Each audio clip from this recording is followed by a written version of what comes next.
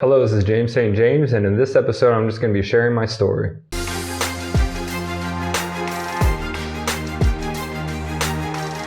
Join me on my journey as I integrate ancient and modern medicines to reverse engineer intuitive healing so that you can re-engineer your body and mind to live vibrantly once again.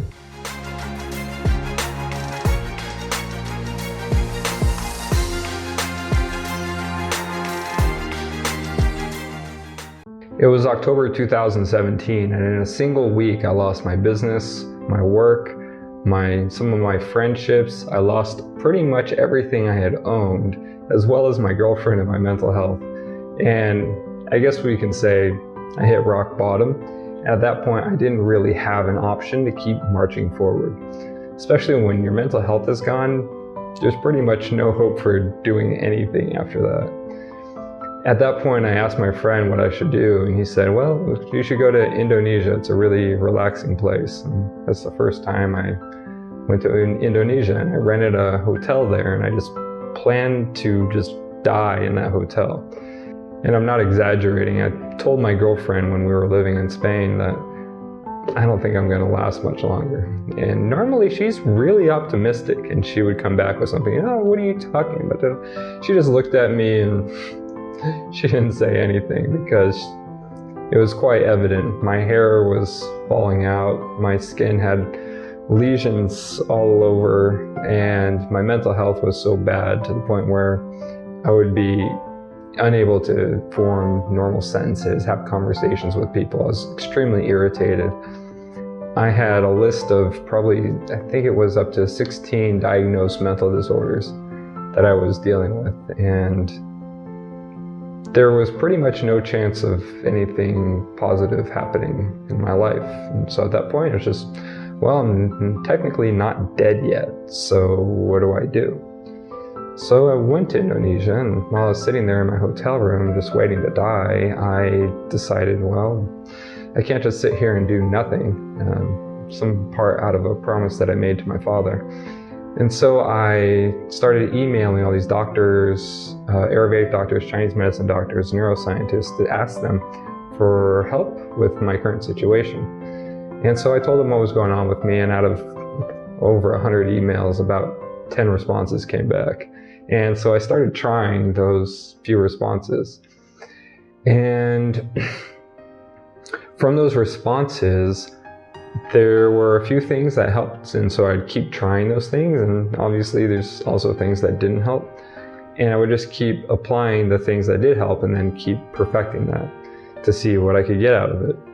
And through trying what they had told me, then a few months later after that, I was able to eat again. I can even eat tomatoes and bread and things that I had to give up for many years, because for about 10 years of dealing with severe mental illness and just everything that comes with that, including digestive problems, that I couldn't eat bread or tomatoes or most foods. I could only eat just rice, some vegetables, and some fruits, and a few meats.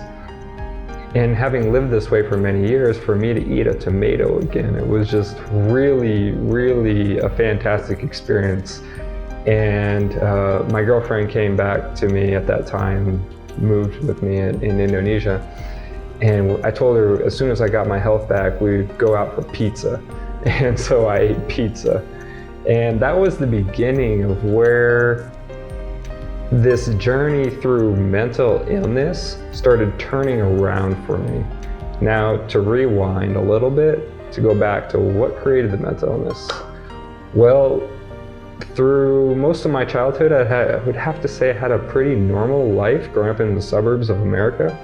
And I never had as much as a headache a single day in my entire life, up until I got a wisdom tooth surgery.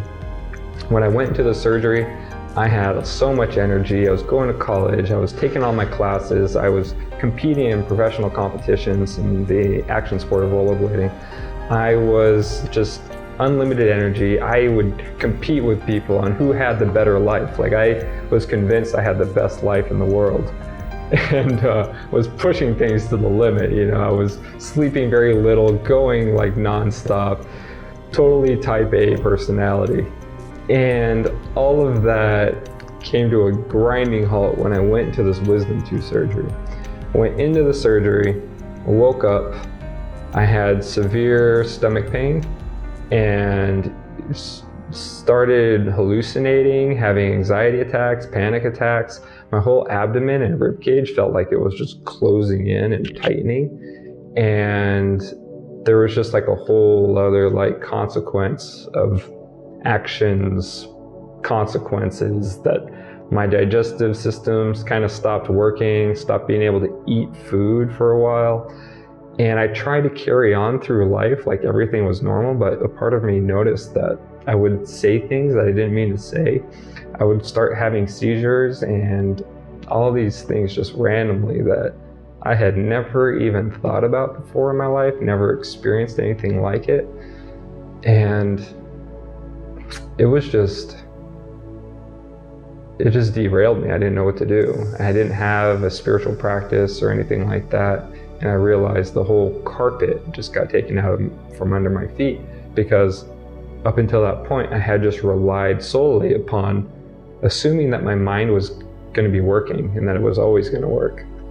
But soon I found out that that's not the case, that if you want a mind to work, that it must be maintained, and that realistically, I wasn't really maintaining it. And the question really was, for me and my family, why did this wisdom tooth surgery, out of all the surgeries I've been through, I've been through a lot of surgeries up to that point, unfortunately, why did this surgery knock me out completely?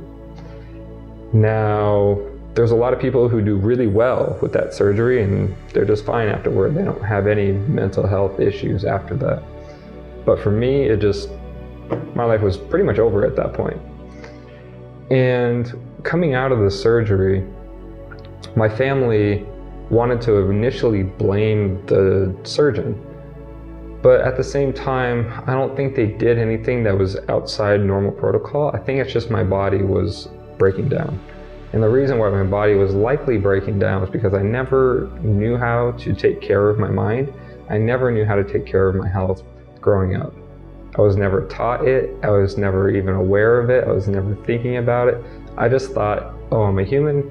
If I just go to sleep and wake up and I just deal with the stress and I can tough through it and everything will fix itself and maybe time will heal. But yeah, that totally was not the case. And so, after years of action sports and taking on injuries, going through surgeries, parties, a few overdoses, amphetamine use, mismanagement of emotions, I'd hold like a lot of regret, frustration, fears, worries, resentment, things like that. And it all took a toll on my body, not to mention like I was just constantly going, and I would like take very little time to sleep. And it all caught up to me at once, I guess. And that's what caused me to just then go into this world of mental illness nonstop every day. I couldn't get a job because, you show up to work on Monday and you're there having a seizure in the boardroom on Tuesday. So I didn't really feel comfortable getting a job. And the only thing I could do at the time was I'd picked up computer programming because it's something I could do on my own time. And I thought that, some days I have good days and some days I have bad days. I don't know when I'm going to have a panic attack. I don't know when I'm going to have a seizure.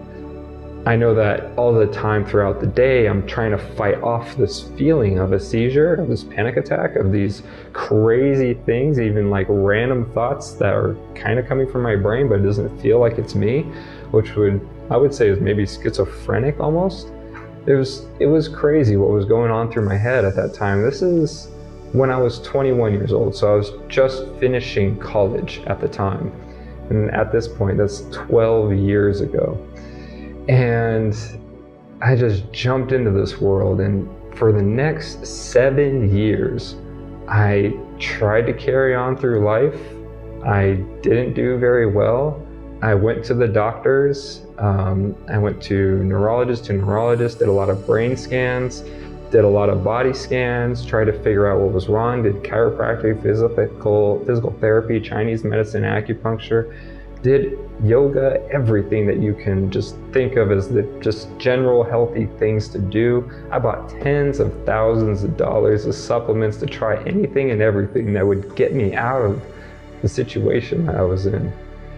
And one day, my neurologist came to me and he said, I don't think there's anything within the medical system that's going to be able to help you out.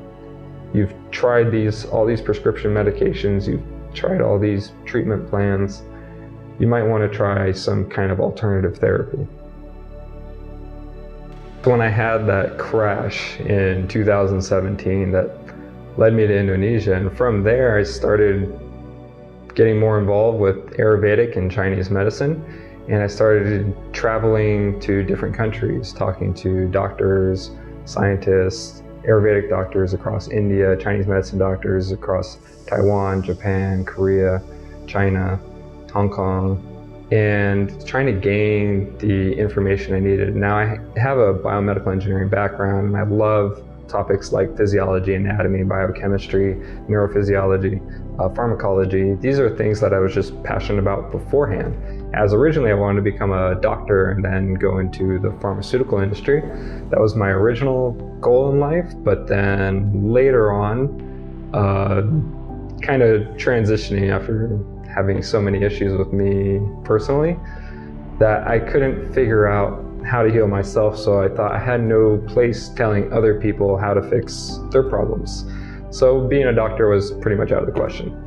So I began branching my knowledge out into all areas, thinking that, well, if medical science couldn't solve the issues, well, maybe there was something in Chinese medicine or Ayurvedic medicine that could. So that's what led me to wanting to learn more about Chinese and Ayurvedic medicine. It's because I already had an understanding of medical knowledge, but then to understand Eastern medicine, specifically Chinese and Ayurvedic, was my weaker points. And so I began learning more about 5-element theory, Tui Na, acupuncture by reading the textbooks, especially by Giovanni, to understand the patterns and especially the pattern differentiation that they would use to understand how the body works and to understand exactly what's wrong, along with consulting and working alongside and being mentored by many acupuncturists. Not that I was in an acupuncture program, but I was just being mentored by them, so kind of learning acupuncture, but the bootleg way. And the hope was that I would be able to solve my health issues. So at the time I didn't think of recording it or taking photos or anything like that. I just wanted to live a few more weeks. That was my goal, and for every week I never really was sure that I was going to live a few more weeks. That was kind of just an abstract idea, so I just kind of lived week to week to week to week, trying to say, all right, what can I do to make it through this week?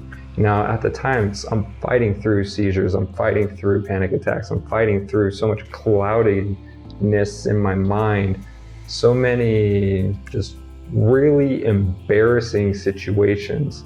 I mean, to go back to when the problems were at their peak, I remember I was sitting there, it was 2015 in March, and my girlfriend came back home after having left for work in the morning, but she forgot her phone.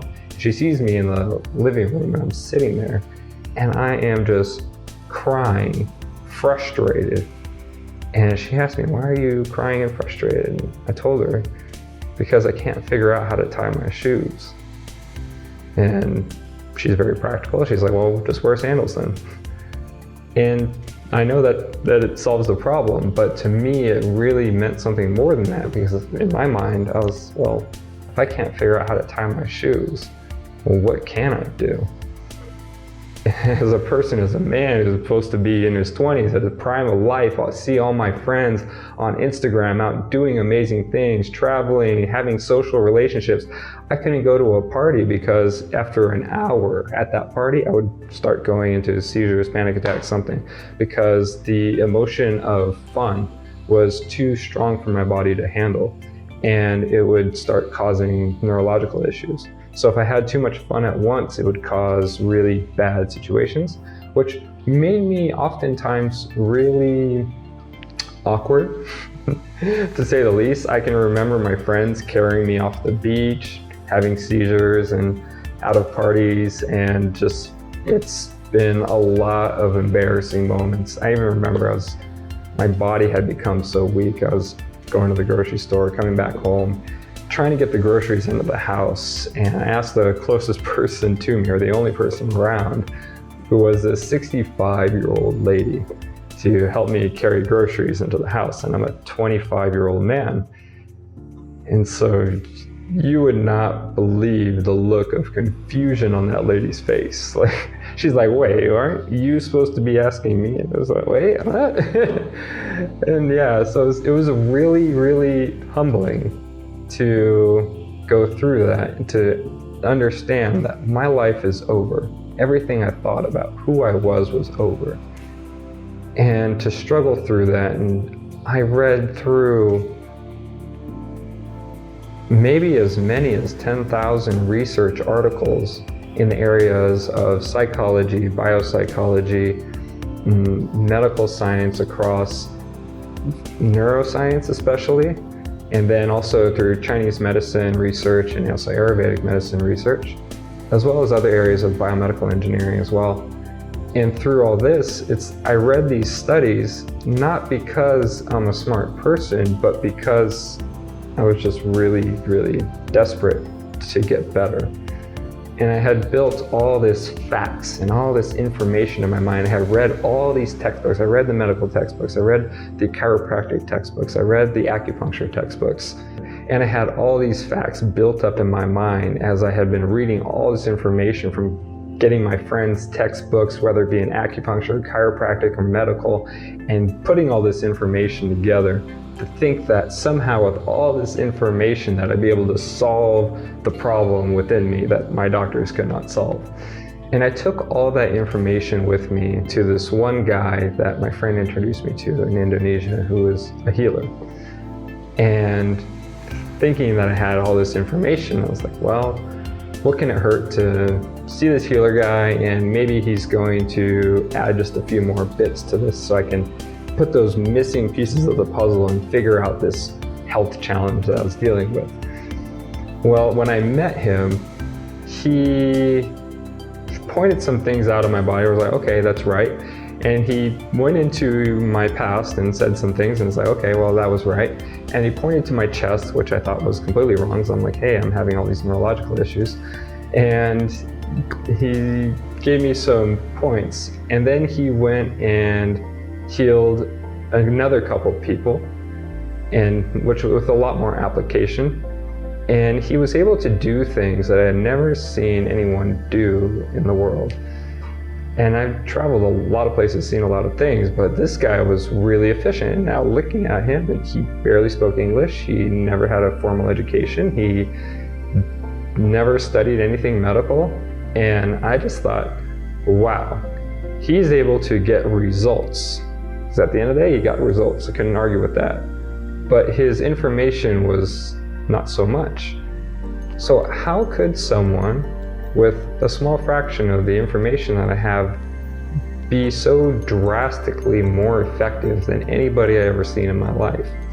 And then that's where my mindset started to change from, well, maybe it's not the amount of information that I have that's going to solve the problem, but rather just being able to apply the most effective, efficient strategies in the right way, in the right place, at the right time, that's going to be able to make those critical changes.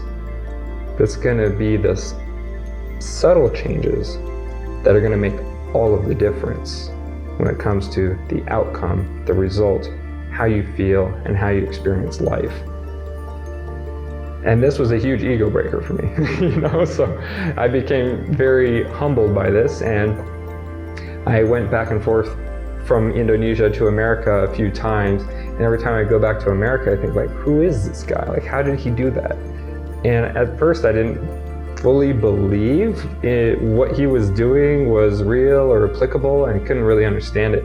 And so through many trials, I would bring my friends to go see him. I would talk to them about their health problems one by one beforehand, and then sure enough, I'd bring it to them, and he'd like point it out, like boom, boom, boom, boom, and it's like 100%, 100%, 100%. I was like, all right, this guy clearly knows something that I don't. And through years of being around him and developing trust with him that he eventually agreed to teach me and mentor me in how to heal the body. Now, from this experience, this is my new journey in life, and it's something completely new to me, as I've seen a lot of what medical technology has to offer, seen a lot in terms of the medical field and hospitals and various fields of science, as well as in Ayurvedic, through the yoga practice, through Ayurvedic medicine, and going through India, and all the practitioners there, as well as in Chinese medicine, and through the various modalities of Chinese medicine as well. But I've never seen anything like this, and it's really pushing me, it's really challenging me, it's really pushing me to not fully rely upon facts and information, but rather streamlining my mental acuity into being more effective and being more efficient. Only through that was I able to personally overcome a lot of challenges that I was dealing with. And all of my health issues today, at this point, have been completely resolved to the best of my knowledge. And that to me has been just the greatest gift on life. And I can just say that I feel very blessed and lucky. I know that 10 years of mental illness is a pretty horrible thing to go through, but at the same time, if I didn't meet him, I would still be there, and I wouldn't have the opportunity to be able to even form clear sentences like this, especially to a camera. And just my whole life is back, and my mind is back, my creativity is back. I feel a sense of who I am again. And this is the first time in a long time, many, many years, over a decade now, that I felt like that. And knowing that there's over 1 billion people in the world still dealing with mental health issues of some kind, it just made me think, well, wow, like I was the poster boy of mental illness. And I was dealing with so many things, and there's a lot of people that can relate, and there's a lot of people that can't, I know. But seeing that, and knowing that there is a journey to the way out that is difficult, it's long, it's arduous, but there is a way out, should you choose to take it. And I wanted to share that with people. And I wanted to make it accessible and easy for other people to understand and apply it so that other people can get the knowledge, the strategies that they need to be able to overcome their health issues so that they can also be liberated and be able to feel vibrant as I do now. That to me has been the best gift, like ever. And I hope to give that gift to other people. Now, I hope that you don't have to go read through all the scientific and medical literature and steal all your friends' textbooks and go through all these desperate things that I had to do in order to try to gain some bit of hope that I would ever recover my mind one day. But I'm hoping to make it simple and practical for you.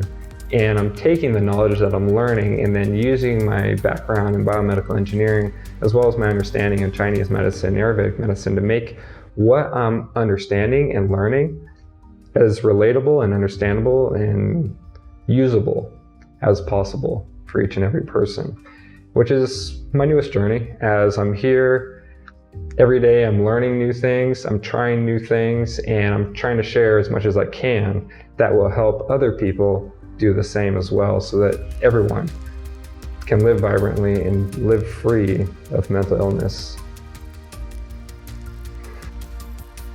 Now, I'm not going to say that I have accomplished everything and that I'm in perfect shape. In fact, because of so many suicide attempts, amphetamine abuse, it's like I have a huge to-do list still.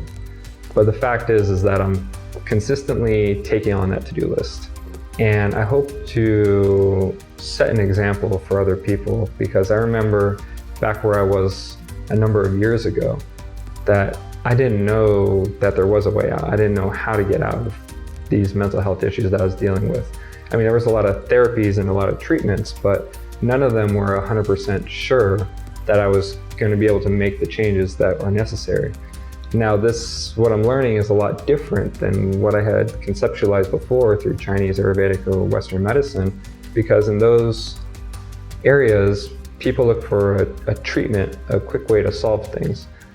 But this is more about reconstructing every single piece of the body, piece by piece by piece. And so it's very long, it's very arduous, it's very inconvenient, we'll just say that. But it's the surest way, because there's no possible way you can perfect every single little piece of a human and not have the whole thing working well. It's like, how can every single part work perfectly but the whole thing's broken? And now when I view other people, it's really interesting. Whereas before I would see like a really healthy person, a person who has no health problems, a person who might be an Instagram model, a person who is an influencer, is really mentally and physically capable. But now, after the training that I received, just in the few times that I've had to train here in Indonesia, I can see in every single person hundreds of points of critical damage within them. And to what didn't make sense to me before is I didn't know why there was such a health problem, or people come to me, as now that I'm healing people, they come to me and they're like, I don't know why I'm experiencing that. And I look at them and I see so many hundreds of points of damage that I'm absolutely amazed at the miracle of the human body and how able it is to keep carrying on despite the damage. And whereas before, my mentality is, oh, I'm just doing what everybody else does, then why am I feeling so horrible?